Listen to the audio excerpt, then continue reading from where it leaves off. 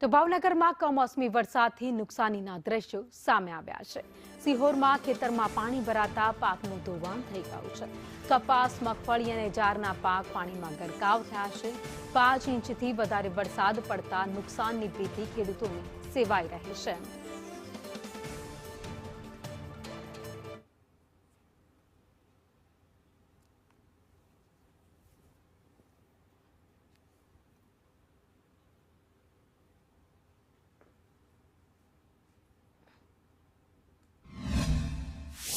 જે માલ તૈયાર હતો અને અમારા જે મોઢે કોળિયો આવ્યો હતો એ પણ અમારા જૂટવાઈ ગયો છે। એટલે ખેડૂતો શું કરશે? વ્યવહારમાં, સમાજમાં, પ્રસંગપાતમાં કેવી રીતે વર્ષ કાઢવું બહુ મુશ્કેલ સમય પરિસ્થિતિ આવી છે। એટલે કુદરત પાસે તો અમે આજીજી કરવી છે, કુદરત તો અમારું સાંભળતો નથી। પણ હવે અમે એક સરકારને વિનંતી કરવા માંગુ છું કે ખેડૂતો વતી કે આ ખેતરે આવી અધિકારીઓ સર્વે કરે અને ખેડૂતોને યોગ્ય વળતર આપે।